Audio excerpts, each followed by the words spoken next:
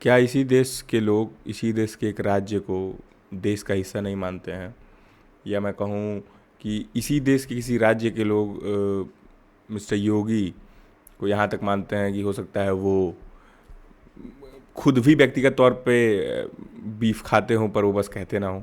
ये एक अजम्पशंस है और ये बेसिकली प्रोपोगेंडाज हैं, ठीक है, जो एक देश के किसी एक राज्य के किसी एक दल के द्वारा किसी दूसरे राज्य के किसी दूसरे राजनेता द्वारा राजनेता को बदनाम करने की या उसको डिग्रेड करने का एक तरीका है। इसको हम प्रोपोगेंडा कहते हैं आम तौर पे भाषा में।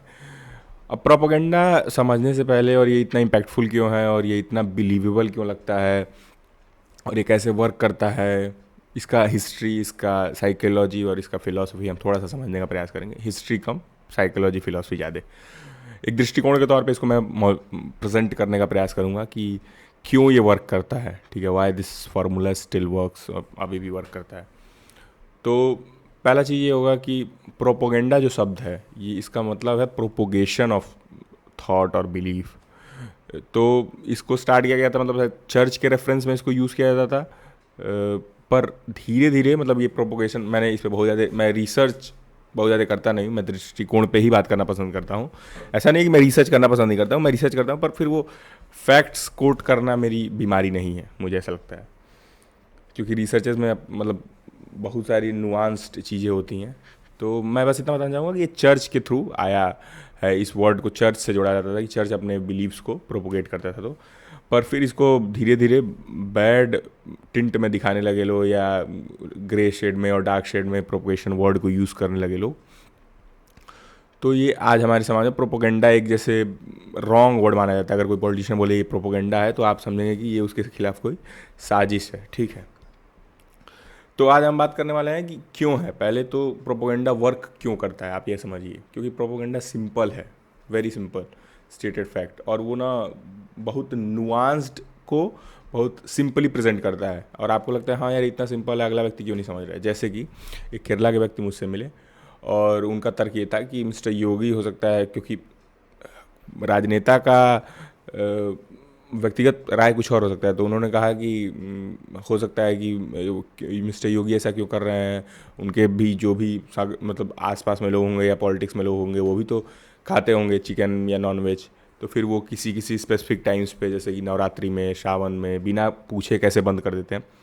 बंद करना सही है गलत है मैं उस पर नहीं जा रहा हूँ, बिल्कुल नहीं जाऊँगा, क्योंकि वो राजनीति में चला जाएगा और मैं राजनीति से दूरी बनाए रखने का प्रयास करता हूँ फ़िलहाल।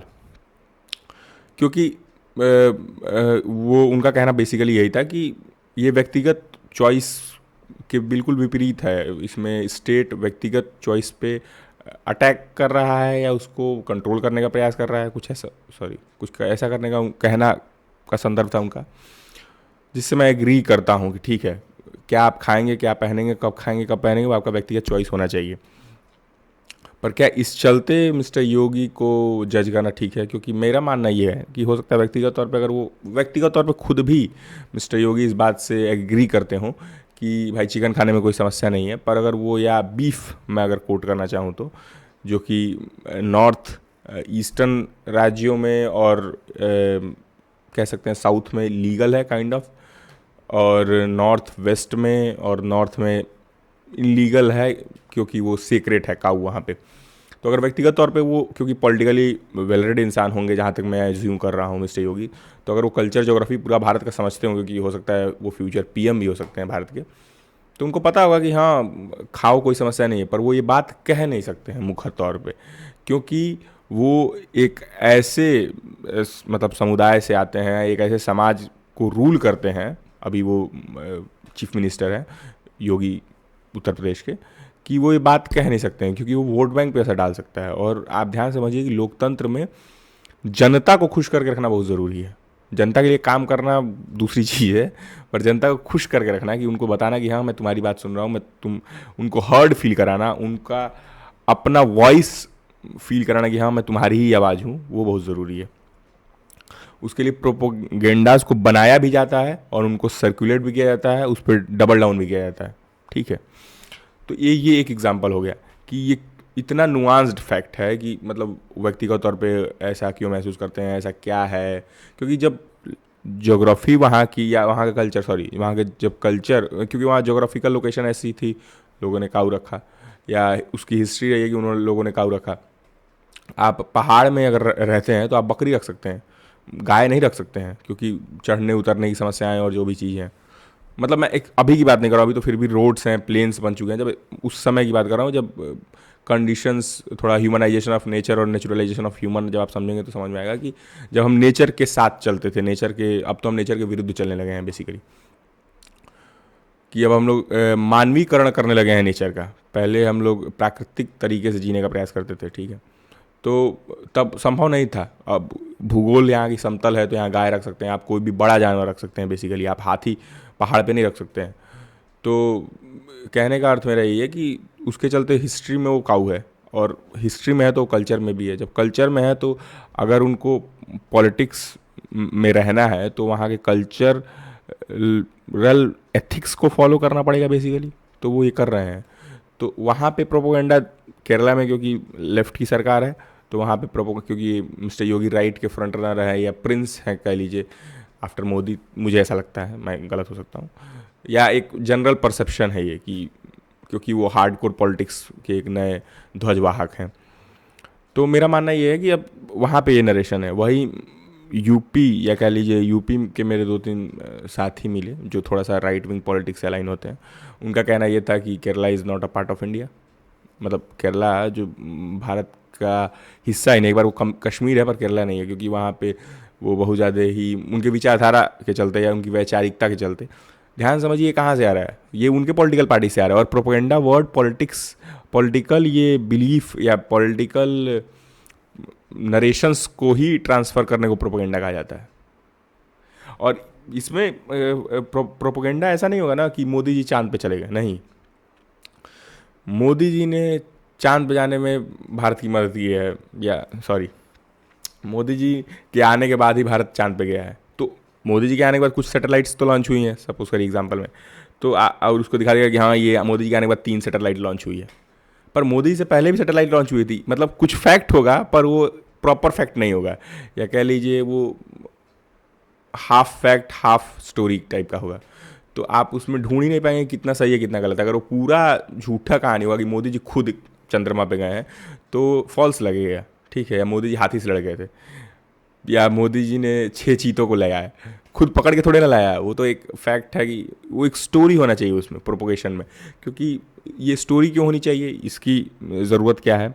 और यहाँ पे एक साइकोलॉजी भी आप भी समझ सकते हैं। मैं थोड़ा पता नहीं क्यों कई दिनों बाद शूट कर रहा हूँ या लिख रहा हूँ, तो मैं थोड़ा सा मैं एक उतने अच्छे से नहीं, शायद मुझे लग रहा है मैं कन्वे कर पा रहा हूँ मैसेजेस को फ़िलहाल इस वाले वीडियो में, पर स्टिल थोड़ा सा मैं पॉइंट पर रहना चाहूँगा। हाँ, बैक टू द पॉइंट कि ऐसा क्यों है स्टोरीज़। क्योंकि आप ध्यान से देखिए तो हमारे समाज में जब से हम चल रहे हैं, मानव सभ्यता जो है वो स्टोरीज़ से बड़ा रिलाई करती है। वो किसी भी धर्म में आप जाएंगे तो स्टोरीज़ बहुत इंपॉर्टेंट, वो एडम ईव हो, या वो इस्लाम की कहानियाँ हो, या वो भारत में रामायण महाभारत हो, वो पॉपुलर क्यों है? क्योंकि उसमें इमोशन है। स्टोरीज़ इमोशन कैरी करती है, फैक्ट इमोशन कैरी नहीं करता है। किसी ने किसी को 3 बंदे को मार दिया, इसमें कोई इमोशन नहीं है, पर वो कैरेक्टर कौन सा था, वो किस कास्ट से बिलोंग करता था, उसने क्यों मारा, रीज़न बिहाइंड इट, तो वो एक स्टोरी बनती है। तो स्टोरी में इमोशंस होते हैं, फैक्ट में इमोशंस नहीं होते, तो इसीलिए वो इंसानों से इतना कनेक्ट करती है। तो प्रोपेगेंडा का बेसिक नियम है कि एक स्टोरी होनी चाहिए। और मतलब मैंने सच में कन्वर्सेशंस में इसका इस्तेमाल किया बहुत बार। मैं झूठी कहानी बता देता हूँ कि मतलब रैंडम कहानी है, मतलब मैं अपने मन से बनाया कोई कहानी और सुना दिया उनको, खासकर महिलाओं या मतलब जो बूढ़े लोग हैं या जो यंग को भी आप सुना सकते हैं, क्योंकि स्टोरी से लोग कनेक्ट करते हैं। यहाँ पे एक लेसन ये है कि आप जैसे मतलब एग्जांपल हम बात कर रहे हैं कि लोगों को क्यों अपने बच्चों को अच्छी शिक्षा नहीं देनी चाहिए, ठीक है, तो आप इसके लिए कहानियाँ बता देंगे कि अरे यार बच्चे बाहर जा रहे हैं, पढ़ रहे हैं, लिख रहे हैं, कुछ कर थोड़े ना रहे हैं। एक फला जगह की बच्ची थी, उसके पिताजी बहुत मेहनत करके उसको पढ़ाते थे, पर वो यहाँ पे आई, लड़कों की संगत में आई, बिगड़ गई। या लड़का आया यहाँ पे ड्रग लेने लगा, बिगड़ गया, अब किसी लायक नहीं है। उसकी 3 बहनें थी शादी करने के लिए, उसका गला घोट के मार दिए सब बच्चे उसके हाथ वाले। रबिश कहानी है, पर लोग मान जाएंगे, लोग डर जाएंगे फॉर अ सेकेंड एटलीस्ट, पर उन पे इम्पैक्ट जरूर होगा, वो एक थ्रेट उनके में हमेशा रहेगा। तो कहानियाँ इतनी इम्पैक्टफुल होती है और वो इमोशन के साथ खेली जाती है और ज़्यादा। अब सोचो सोचो इतना कि इलॉजिकल लगे आपको कि पढ़ने के लिए रोक सकता है कहानी, और रोकता ही है। गांव में अगर कोई गांव की लड़की पढ़ने गई हो बाहर और वो सो कॉल्ड उसका मतलब ऐसा चरित्र का दोहन हो जाए या उसका लालछन लग जाए उस पे, अब वो सब क्या होता है मैं उसके टेक्निकलिटीज़ में नहीं जाऊँगा, डेफिनेशन में नहीं जाऊँगा, पर आप समझ रहे हैं। तो वो गांव में लड़कियों को बाहर पढ़ने भेजने के लिए एक फिर समस्या क्रिएट हो जाएगी, और सारी लड़कियाँ जाएंगी तो वो एक एग्जाम्पल के तौर पे देखी जाएगी, अरे भाई वो गई थी ऐसे हो गया तुम भी देखना। तो मैं यही चाहूँगा कि आप इसमें प्रोपेगेंडा में एक और चीज़ होता है, एग्जेजरेशन ऑफ फैक्ट्स होता है, मतलब वही एग्जेजरेशन होता है या मिस इंटरप्रिटेशन होता है। तो थोड़ा सा अगर आप समझ रहे हैं कि प्रोपेगेंडा क्या है, अगर अभी तक आपने ये समझा, तो अब इससे बचा कैसे जाए या इससे कैसे अपने आप को थोड़ा सा अवेयर रखा जाए। 1 मिनट। तो बेसिकली एक ही नियम है जो मैं बार बार दोहराऊंगा, शायद मेरे इसका कोर ही बन चुका है सवाल पूछना और अपने को समझने के लिए अपने आप को लिखना। पहली बात, दुनिया पे बहुत ज़्यादा फोकस करने की ज़रूरत है नहीं, पर अगर कर रहे हैं तो मैं यही कहूँगा कि सवाल पूछिए, ठीक है। पर वही है ना कि बाहर को जानने के बाद थोड़ा ज़्यादा निराशा होती है क्योंकि वो नियंत्रण में नहीं है आपके ना। पर फिर भी अगर आप जानना चाहते हो आप सवाल पूछिए कि ऐसा क्यों है। अगर मिस्टर योगी बीफ खाने वालों पे या मिस्टर योगी की सरकार में बीफ जो एक्सपोर्टर हैं उन पे लिंचिंग हो जा रही है उनकी, तो क्यों हो रहा है ऐसा? क्या मिस्टर योगी खुद कर रहे हैं? नहीं, पर वो सपोर्ट कर रहे हैं शायद, हाँ। क्या वो पॉलिटिकल या मसल पावर या सिस्टम का सपोर्ट दे रहे हैं उनको, गौरक्षकों को? शायद, हाँ। क्यों? तब आप जानेंगे कि ओहो इसके बिहाइंड कल्चर है। मेरा सिंपल सा नियम है कि अगर आप कहीं भी रह रहे हो, क्योंकि हम एक सोसाइटल बीइंग है, वहाँ के नियमों को आपको मानना पड़ेगा। अगर आप किसी ऐसे जगह पे हैं जहाँ 5 समय नमाज नहीं पढ़ेंगे तो आपका सर कलम हो जाएगा, तो आपको पढ़ना चाहिए। और आप किसी ऐसे जगह पे हैं जहाँ आपको 4 टाइम या 3 टाइम हनुमान चालीसा पढ़ना पड़ेगा या मंगलवार को व्रत रहना पड़ेगा, तो रहिए। मैं मतलब बहुत कम सरकार में और डेमोक्रेसी और दिस दैट में बिलीव रखता हूँ। मेरा मानना यह है कि survival is the best policy. ठीक है, आप सर्वाइव करेंगे तो बहुत कुछ कर लेंगे। आपको सुकरात बनने की कोई ज़रूरत नहीं है कि जहर का प्याला पीने की। आप अरस्तु जैसे, एरिस्टोटल जैसे भाग भी सकते हैं ज़रूरत पड़े तो अपने सर्वाइवल के लिए।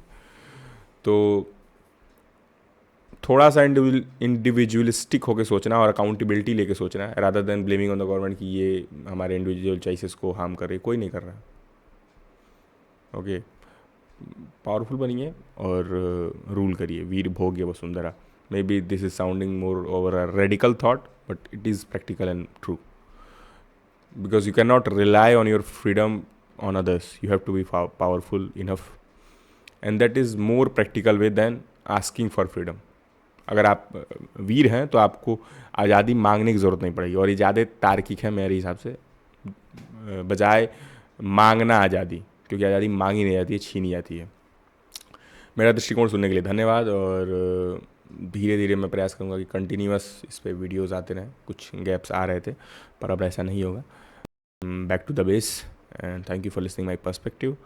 अगर आपको कुछ भी डाउट हो या कुछ पूछना हो या जानना हो, मैं चाहूँगा कि मेरा कमेंट सेक्शन थोड़ा सा इंगेजिंग रहे, ठीक है, क्योंकि हम लोग व्यक्ति हैं और सोचने वाले व्यक्ति सवाल भी करते हैं। Signing off from my side. कुछ भी डिसएग्रीमेंट्स होंगे तो आप कमेंट कर सकते हैं बेसिकली, पर एक वे में। Thank you for listening my perspective. Signing off from my side.